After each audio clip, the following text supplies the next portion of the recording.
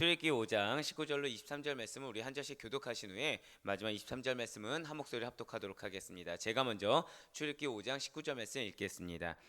기록하는 일을 맡은 이스라엘 자손들이 너희가 매일 만드는 벽돌을 조금도 감하지 못하리라 함을 듣고 화가 몸에 미친 줄 알고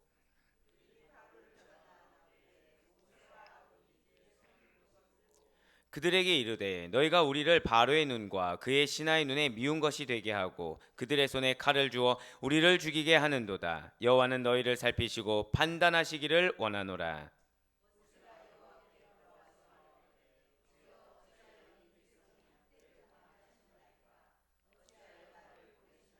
함께요. 내가 바로에게 들어가서 주의 이름으로 말한 후로부터 그가 이 백성을 더 학대하며 주께서도 주의 백성을 구원하지 아니하시나이다. 아멘. 할렐루야. 네, 오늘 이 시간에도 변함없이 살아있는 주의 말씀을 듣기 위하여 그리고 주님께서 우리가 이렇게 하루의 시작을 말씀으로 그리고 기도로 여는 것을 기뻐 받으시사 자, 저를 따라 고백하실게요. 나의 삶에 반드시 역사하십니다. 아멘. 네, 그렇습니다. 나의 삶에 반드시 역사하신다라는 그 믿음의 확신으로 이렇게 특별 새벽 기도에 나오신 우리 모든 성도님들을 주님을 환영하고 축복합니다. 우리 이 시간에 출애굽기를 통해서 은혜 받는 귀한 시간을 가지고 있습니다. 지금 드디어 이제 출애굽의 지도자로서의 사명을 받은 모세입니다. 우리 사랑하는 성도님들은 지금 우리가 이제 2주하고 조금 지나는 이 시점에 모세를 보면 무슨 생각이 드십니까? 저는 이거 묵상할 때마다 야, 정말 이 한 걸음 떼는 게 정말 힘들다. 지금 아직 우리가 2주의 시간을 이렇게 지나왔는데 아직 나가지도 못했어요. 아직 출애굽을 어떤 분이 그러시더라고요. 특별 새벽 기도에 얼마나 하십니까? 근데 이게 첫 주 때 물으신 것과 지금 얼마 전에 물으신 게 그 뉘앙스가 다릅니다.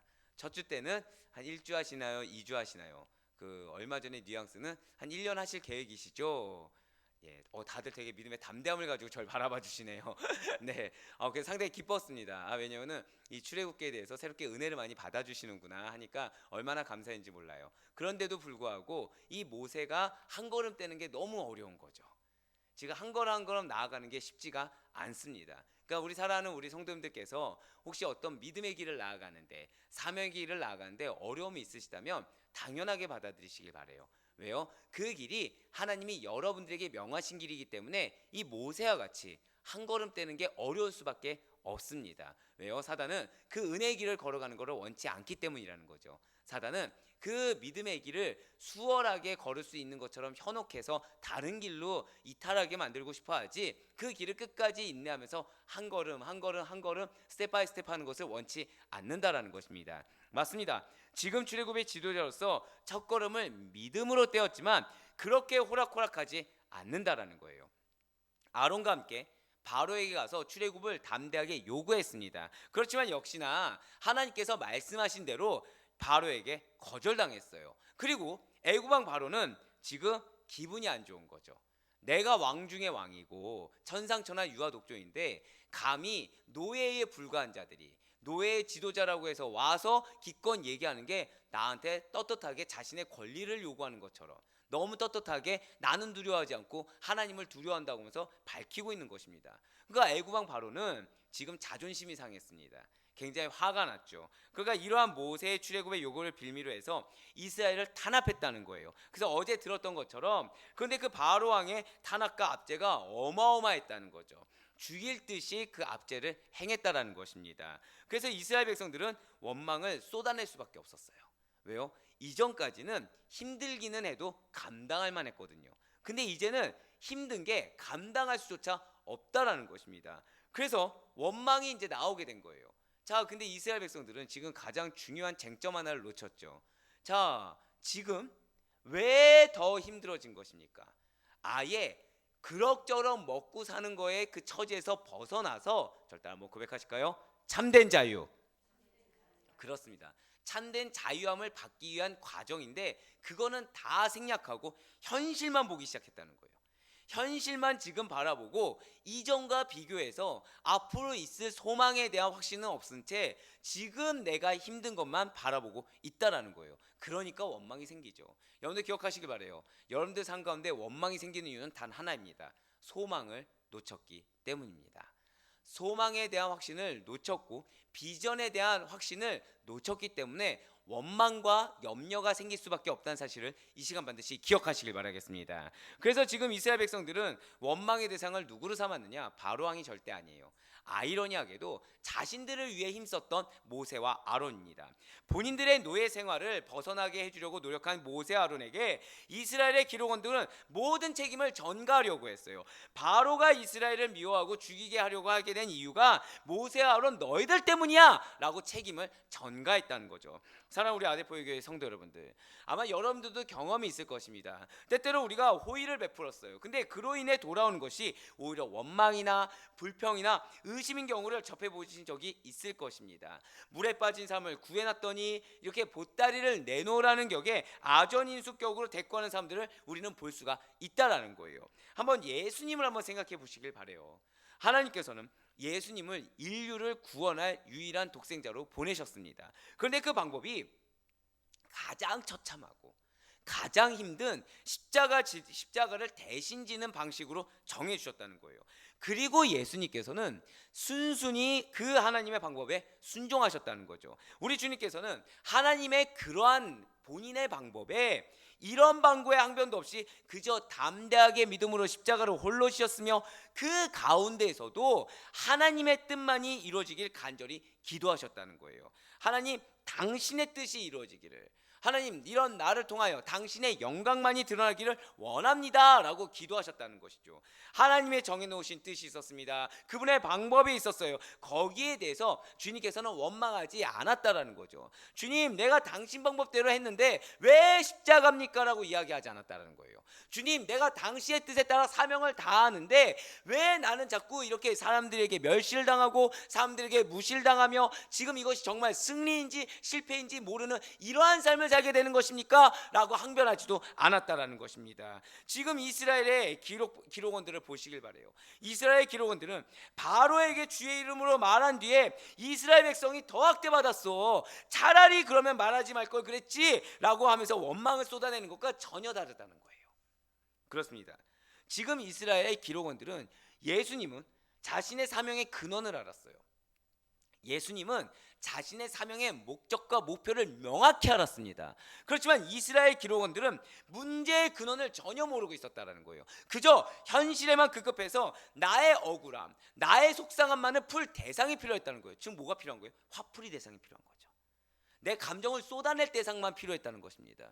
그러니까 육신의 한계에 매달려서 땅의 것만을 보다 보니까 정작 그것을 이끄시고 주신 이가 누구신지, 정확히는 나의 정체성이 무엇인지도 모르는 채 그냥 노예가, 애굽의 노예, 세상의 노예가 나에게 정말 맞는 정체성인가 착각해서 세상적인 방법으로만 계속 몰두하고 있고, 그 세상적인 방법 무엇이었습니까? 애굽 왕 바로에게 와서 말을 하면 풀어주겠지. 풀어주지 않고서 더 많은 압제가 오니까 거기에 따라서 나의 감정, 화풀이 대상만 필요했다라는 거예요.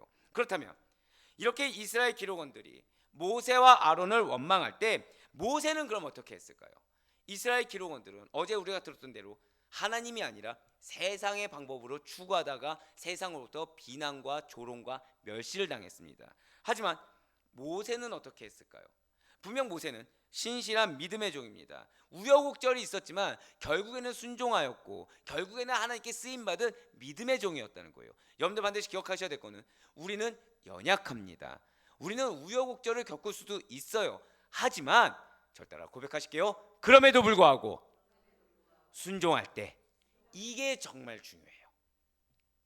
사탄은 여러분들의 연약했던 부분은 잊어버리게 합니다. 나름 따라왔던 삶만을 생각하게 해요. 근데 여기서 신기한 거는 또 사탄은 믿음을 한번 담대히 나아가 보려고 하면은 나의 믿음의 연약함만 또 보게 합니다. 그래서 그거를 행할 수 없는 것처럼 믿음의 연약함이 행함의 연약함으로 교묘하게 결부시킨다는 거예요. 그러니까 원래는 A라는 방향으로 나아가게끔 하나님이 인도하시기 위해서 B라는 실패를 경험하게 하시는데, 이 A라는 거를 B하고 교묘하게 결부시켜서 A도 실패할 것만 같은 그런 착각을 가지게 한다는 거죠. 그러면서 하나님을 바라보지 않게 하고 계속해서 나의 이전의 과거의 실패, 세상의 나의 연약함, 이것만을 바라보게 한다는 거예요. 결국 사단은 무엇을 뺏는 것입니까? 담대한 의지를 뺏는 것입니다. 하지만 우리에게 의지는 오직 절따라 고백하실게요. 순종의 의지. 그렇습니다. 하나님께 순종하겠다라는 의지만 있으면 된다는 사실을 반드시 기억하시길 바라요. 그래서 어제 우리가 수요 은혜 예배 가운데 그 말씀을 듣지 않았습니까? 내가 행하는 것이 아니에요. 하나님이 하시는 것입니다. 내가 그 사람을 변화시키는 게 아니에요. 하나님이 변화시키시는 것입니다. 내가 이 공동체 환경을 해결하는 것이 아닙니다. 하나님이 나의 믿음의 순종의 의지를 통해서 해결함을 주신다는 사실을 반드시 믿으시길 바랍니다. 그 A라는 문제 해결을 위해서 B라는 실패를 거쳐야만 했다는 것도 인정할 수가 있어야 돼요.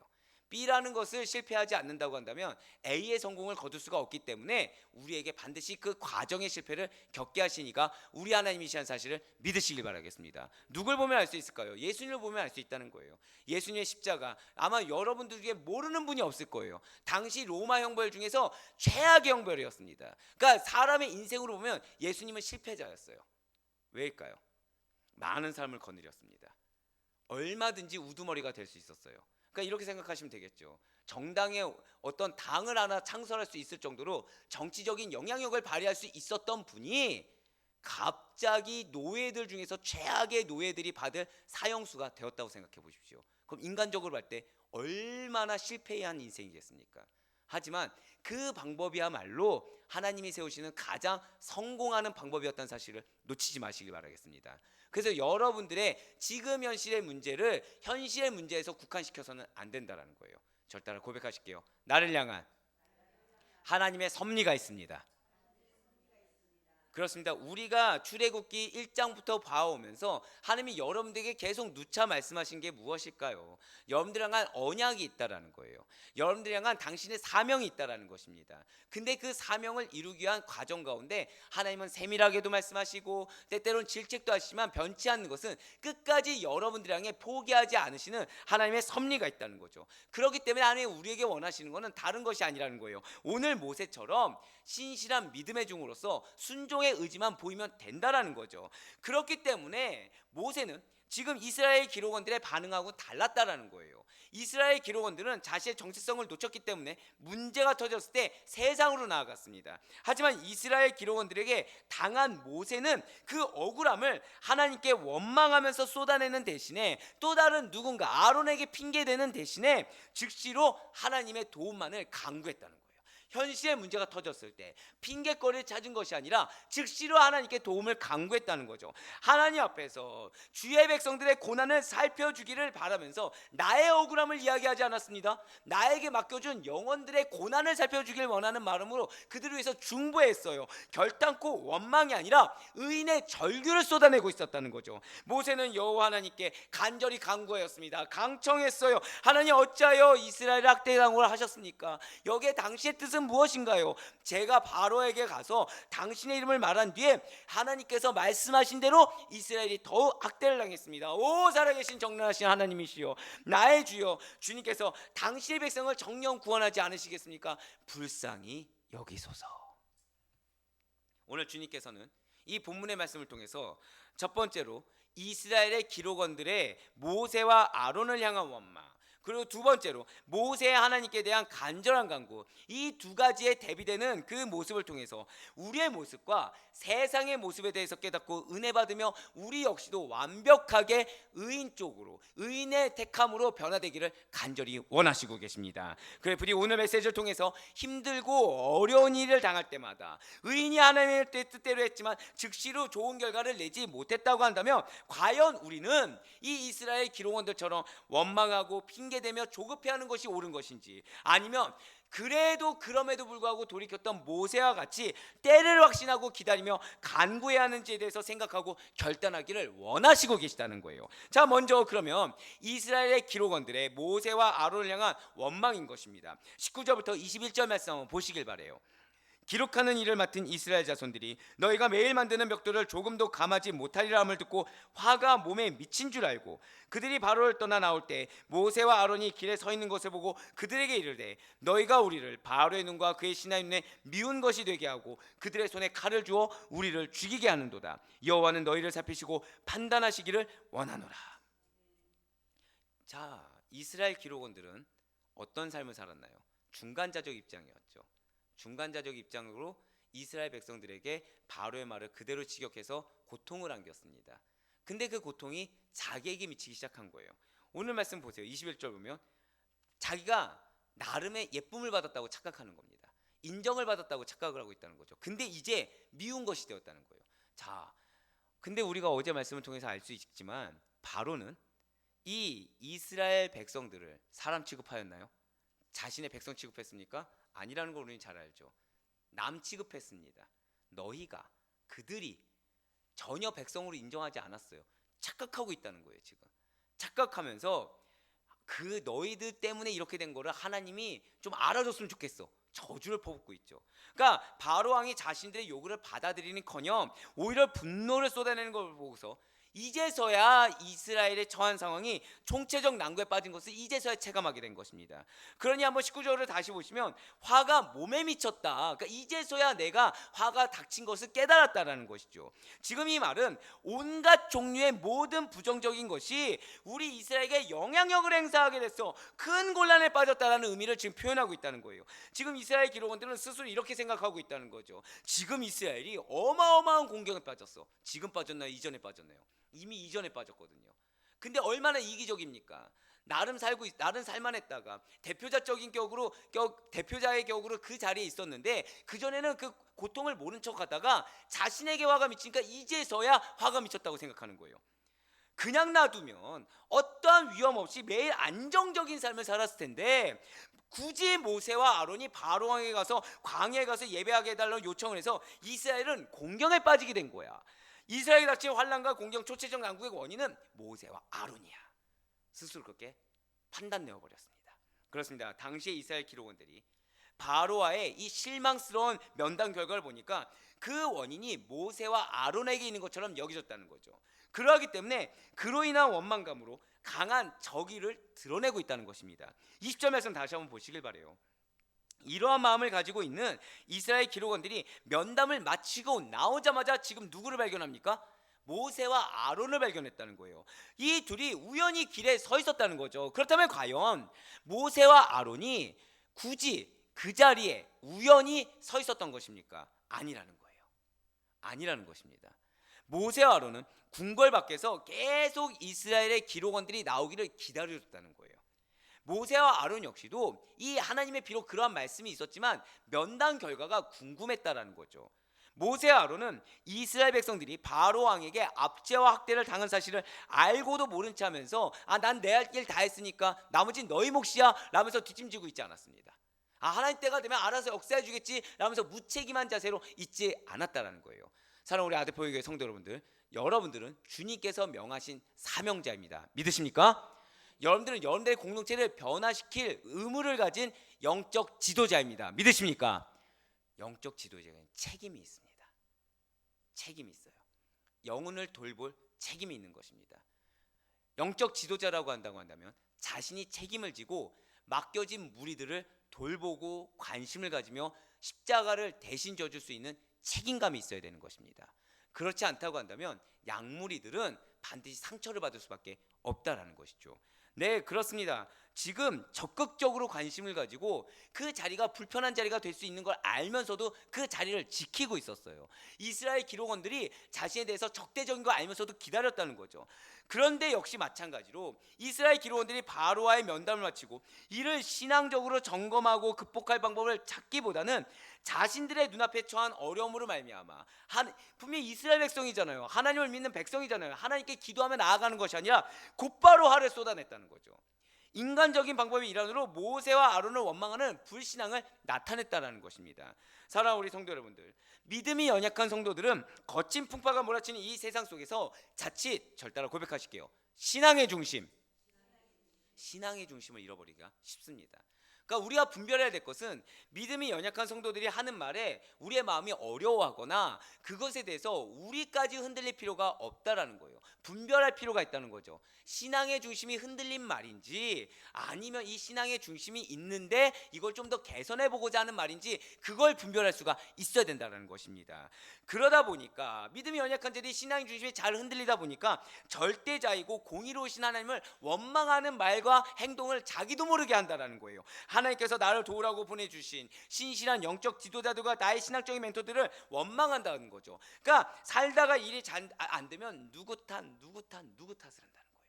어쩔 때 심한 경우에는 자기를 위해서 기도해주는 구역장이나 믿음의 동료들까지도 원망하는 모습을 보게 된다는 거죠. 그의 입술에서는 그러다 보니까 감사가 나오는 경우가 없어요. 늘상 불평, 불만, 원망, 두려움, 불안감만을 말을 한다는 거예요. 그러나 우리는 그러한 믿음이 연약한 자들로 부름받지 않았다는 사실을 이 시간 반드시 기억하시길 바라겠습니다. 이러한 연약한 자들의 어리석음에 빠지지 않을 수 있도록 우리는 모든 일 가운데 간섭해 주시고 인도해 주시는 하나님의 섭리를 깨달아야 돼요. 그 안에의 섭리를 경험할 수 있는, 절단을 고백하실게요, 영적 민감함. 네, 오늘 기도할 때 이거를 정말 기도하시길 바랍니다. 주여, 나로 하여금 믿음이 연약한 자들로 부름받지 않았다는 사실에 감사하며 나아갈 수 있도록 인도하여 주시옵소서. 어떤 상황 가운데서도 영적 민감함을 놓치지 않을 수 있도록 인도하여 주셔서 이 가운데, 이 상황 가운데 이 사람을 통하여 하나님이 나에게 뭐라고 말씀하시는지, 그 사람의 언행 때문에 내가 흔들리는 것이 아니라 그 이면에 계시는 하나님이 나에게 무엇을 말씀하시는지 깨달을 수 있는 영적 민감함을 허락하여 주시옵소서. 기도하며 나아가는 여러분과 제가 되길 간절히 소망합니다. 또한 모든 범사에 있어서 어떠한 불만과 원망보다는 하나님을 향한 감사가 생활화되어야 된다는 거예요. 믿음이 있는 자는 감사가 생활화됩니다. 왜요? 지금 내 눈앞에 놓인 상황이 내 눈에 봤을 때는 큰일 난 것처럼 보여도, 비록 나의 눈에는 내가 체감하는 것은 어마어마한 환란이 닥칠 것처럼 느껴져도, 나를 지키시고 보호하시는 하나님께서는 이 상황을 역전할 수 있는, 절단을 고백하실까요? 역전의 하나님. 그렇습니다. 역전의 하나님이 나와 함께함을 믿고 있기 때문에 내 상황이 안 좋으면 안 좋을수록 이걸 더 극적으로 반전시켜줄 하나님을 믿는 믿음으로 감사 고백을 할 수가 있다는 것이죠. 네, 그렇습니다. 그러다 보니 잠시 세상에서는 미운 오리가 될 수가 있습니다. 백조처럼 살기 원하지만 미운 오리가 될 수도 있어요. 내 자존감이 떨어질 수도 있습니다. 하지만 오히려 그럴수록 하나님께는 인정받게 될 것이고 영적으로 인정받는 것이 더 중요함을 깨닫게 될 것입니다. 연약한 우리를 돕기 위해 보내준 동역자와 영적 지도자들을 정죄하는 것은 하나님의 영광을 가리우는 것이며 하나님의 이름을 망령되게 이끄는 심각한 죄, 그것을 지금 이스라엘 기록원들이 지금 행하고 있다는 사실을 잊지 말아야 하는 것입니다. 입술과 마음으로 정죄하는 것 역시도 모른 척이라도 절대 하지 말아야 되는 이유는 그것이 하나님의 이름을 망령되게 하는 행동이기 때문이라는 거예요. 그러니 언제나 하나님 앞에서, 내 상황 앞이 아닙니다. 계속해서 이번 주간 계속해서 나오는 말씀이 무엇입니까? 사람 앞이 아니에요. 환경 앞이 아닙니다. 언제나 하나님 앞에서 주님과만 동행하시며 그 모든 언행이 여러분들이 속한 곳과 여러분들의 사명의 자리에서 믿음의 아름답고도 선한 덕을 끼치고 증거하는 도구가 될 수 있는 여러분과 제가 될 수 있게 간절히 소망합니다. 이제 두 번째로 모세의 하나님에 대한 간절한 간구와 탄원을 한번 보시길 바래요. 22절과 23절 말씀 우리 다 같이 한 목소리 읽겠습니다. 시작. 모세가 여호와께 돌아와서 아뢰되 어찌하여 이 백성이 학대를 당하게 하셨나이까? 어찌하여 나를 보내셨나이까? 내가 바로에게 들어가서 주의 이름으로 말하노로부터 그가 이 백성을 더 학대하며 주께서도 주의 백성을 구원하지 아니하시나이다. 아멘. 여기서 우리가 오해하지 말아야 될 것은 이 텍스트만 보고서 원망한다라고 생각하시면 안 됩니다. 원어를 보면은 이거 어감과 느낌이 뭐냐면, 제가 제일 좋아하는 말씀이 뭐죠? 천국은 침노하는 거예요. 지금 하나님만을 간절히 붙잡는 겁니다. 그러니까 이 현실의 상황을 아무도 믿지 않아요. 오직 하나님만 믿습니다. 하나님 나에게 말씀 주신 그 언약의 말씀의 신실성만 의지해서 하나님께 간절히 고백하고 있다는 거죠.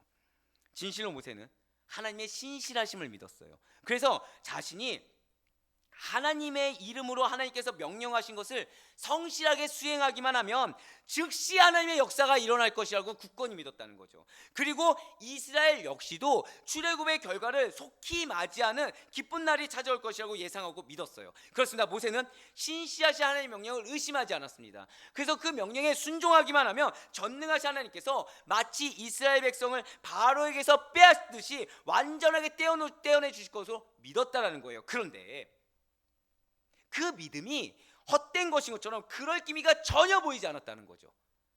그래도 나름 내가 가서 말을 하면 무언가 기미가 보일 줄 알았던 거예요. 무언가 바로가 그래도 틈이라도 보여줄 줄 알았던 거죠. 아니면 어떤 환경이라도 살짝이라도 열려줄 줄 알았다는 거예요. 근데 이게 웬걸? 오히려 사태가 악화일로를 걷는 겁니다. 자, 아론과 같이 이스라엘 장로들에게 갔어요.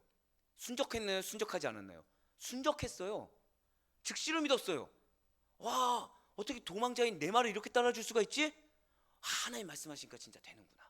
딱 알았던 거예요. 기억하시기 바랍니다. 믿음이 연약할수록 하나님은 그 앞에 표징을 보여주십니다. 믿음이 연약하기 때문에 보지 않으면 믿을 수가 없다 보니까 증거를 보여주신다는 거예요. 하지만 그것이 믿음의 장성한 분량에 나아가면 나아갈수록 점점 보지 않고 믿을 수 있는 그러한 굳건한 믿음을 하나님께서는 우리에게 요구하신다는 사실을 기억하시길 바라겠습니다. 근데 그 결과는 어마어마한 차이가 있죠. 믿음이 연약한 자들이 얻는 결과, 믿음의 장성한 분량에 이르는 자들이 얻는 결과는 비교조차 할 수가 없다는 것입니다. 맞아요. 모세가 이스라엘 백성들, 그 장로들 앞에 섰을 때의 믿음과 지금 바로 앞에 섰을 때의 믿음은 이미 현격한 차이를 보이고 있다는 거죠. 예, 맞아요. 지금 굳건했어요. 근데 그 굳건한 믿음이 무색할 정도로 사태가 이스라엘 백성들 앞에 섰을 때와 지금 현격히 차이를 보이는 것입니다. 그러자 모세는 그의 심각한 고뇌를 오직 하나님 앞에 털어놓게 되었습니다. 이스라엘 기록원들은 심각한 문제를 세상적인 바로 왕에게 가져갔지만 모세는 즉시로 하나님께 가져갔어요. 지금 모세는 몹시 당황하며 애타는 심정으로 주께 토로한 것입니다. 모세는 이스라엘에 처한 극한 고난의 상태를 주께 고함과 동시에 나에게 그렇게 역사하셨던 하나님께 나아가서 현재 상황 가운데, 자, 절 따라 두 번째로 고백하시겠습니다. 새로운 힘을 얻기를 원했다는 거예요. 이게 여러분들이 오늘 두 번째로 기도하는 간구의 제목이 되길 간절히 소망합니다. 첫 번째가 무엇이었죠? 영적 민감함을 허락하여 주시옵소서. 두 번째가 무엇이었죠? 주여, 오늘 새로운 힘을 허락하여 주시옵소서. 사랑하는 우리 아데포의 교회 성도 여러분들, 하나님께서는 당신 앞에 절규하는 의인의 간구를 절대 그냥 흘려보내지 않는다는 진리를 잊지 마시길 바라겠습니다. 할렐루야. 혹시 여러분들 앞에 난관이 있습니까? 그 어려움의 이유를 알지 못해서 고뇌하고 계십니까? 번뇌가 나를 사로잡습니까? 온전히 하나님께 나아가시길 바래요. 그냥 나아가는 것이 아닙니다. 제가 왜 금요철야 기도회 때 저에게 왜 이렇게 부르짖습니까? 그러다 목이 나가 쓰러질까 걱정됩니까? 걱정됩니다라고 했을 때 제가 드린 답변을 기억하실 거예요. 제가 뭐였죠? 하나님이 불쌍하게 여기서라도 응답되길 원하는 마음으로 부르짖는다고 고백했습니다. 지금 모세가 그렇게 하는 거예요. 지금 모세가 하나님, 나를 좀 불쌍히 여기셔서 저 이스라엘 백성들 좀 구원해 주세요. 지금 그렇게 고백하고 있다는 거죠. 맞습니다. 그냥 나아가는 게 아니에요. 목숨 걸고 나아가는 겁니다. 나의 온 전존을 드리는 거예요. 그러면서 간절히 기도하시길 바랍니다. 생명줄 걸고서 하나님이 정말 날 불쌍히 여겨주셔서 응답하지 않으면 안 될 정도로 뜨겁게 부르짖으셔야 된다는 거예요. 간절히 기도한다는 것은, 잘 들으시길 바랍니다, 오직 하나님 외에는 다른 어떠한 생각이나 방법을 붙들지 않는 것입니다. 지금 우리에게는 허다한 기도 제목이 있어요. 특히 공통의 기도 제목이 있죠. 어제 나왔던 그 한 청년의 육신의 회복, 그리고 어떤 물질의 회복, 건강 회복, 여러 가지 제목들이 있습니다. 제가 기도할 때 다른 거를 두고 기도하지 않아요. 이러이런 방법으로 역사해 주세요. No. 하나님, 당신 외에는 저 가정의 회복이 있을 수가 없습니다. 당신이 친히 역사해 주시옵소서. 주여, 제발 부탁이니까 긍휼히 여겨 주셔서 저 영혼을 붙들어 주시옵소서. 그 한 가지만 두고 기도한다는 거예요. 하나님은 반드시 여러분들의 삶에 역사해 주십니다. 아멘. 네, 그렇습니다. 그저 하나님께만 매달린다는 거죠.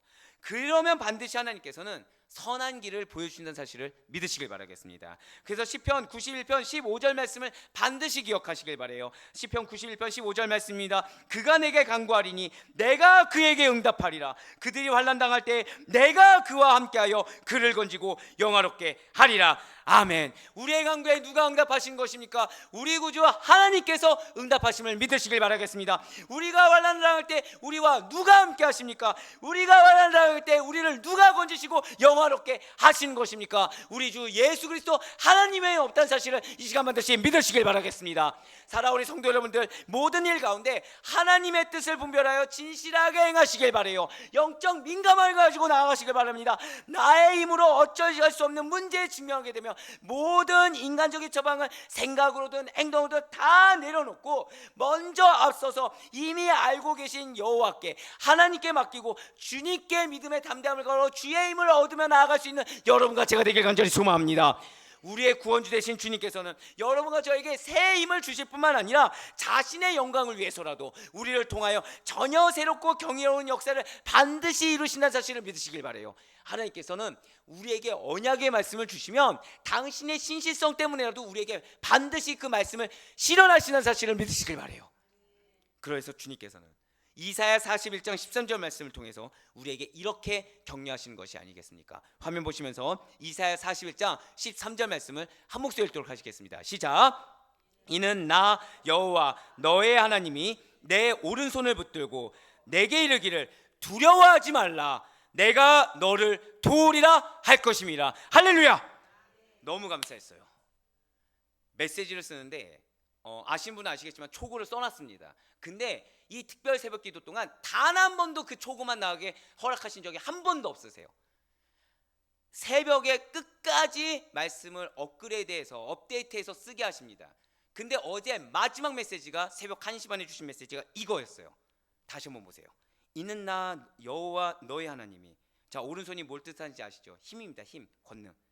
그러니까 여러분들의 힘은, 여러분들이 연약하다 생각하고 방법이 없다 생각했던 그 힘을 붙들어 주시고 여러분들에게 이르기를 무엇입니까? 두려워하지 마. 내가 너를 도울 거야. 너가 받은 사명, 너가 지금 연약해서 흔들리는 그 사명 내가 붙들고서 반드시 이루게 해줄 거야. 너는 그 앞길 가운데 무엇이라고요? 두려워하지 말라. 이 말씀을 반드시 믿으시길 바랍니다. 시련 앞에서 불만으로 일관하는 이스라엘 기록원들의 모습과 하나님께 매달려 간구하는 모세의 대조적인 모습에서 간구했더니 무엇을 주셨어요? 말씀을 주셨어요. 말씀이 무엇입니까? 이사야 41장 13절 말씀을 주셨다는 거죠. 우리가 해야 할 일이 무엇인지 결단하며 나아갈 수 있는 이 시간 되길 간절히 소망합니다.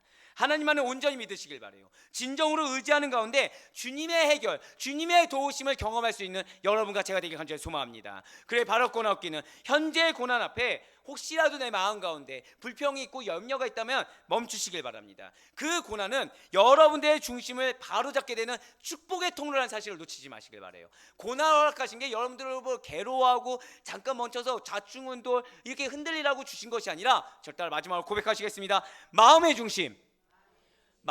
중심을 바로잡는 통로라는 것이죠. 언약의 말씀을 허락하시고 선하고도 신실하시게 이루어가시는 하나님의 섭리, 그분의 계획이 나에게 가장 합당하고 선하심을 믿으시길 바라겠습니다. 우리 주님께서 말씀하신 의인이 고난당할 때 인내를 온전히 이루라 라고 하셨기 때문에 기쁨과 감사함으로 온전히 참으시길 바라요. 우리 주님께서는 하나님 앞에서 무능함을 고백하는 성도들의 믿음을 통해서 큰 일을 이루시는 하나님이십니다. 그리고 지금 이 순간, 바로 지금 이 순간 우리의 연약하지만 간절한 믿음의 간구, 목숨을 거는 간절한 믿음의 간구, 모세의 간구를 통해서 응답하실 것을 확신하시사 오늘 하루의 여정이 부와 내동하는 자가 아니라 굳건한 신앙으로 인한 주님의 칭찬과 주님의 응답하심과 상급받는 자의 귀한 하루가 될 수 있기를 주님의 이름으로 간절히 축원합니다.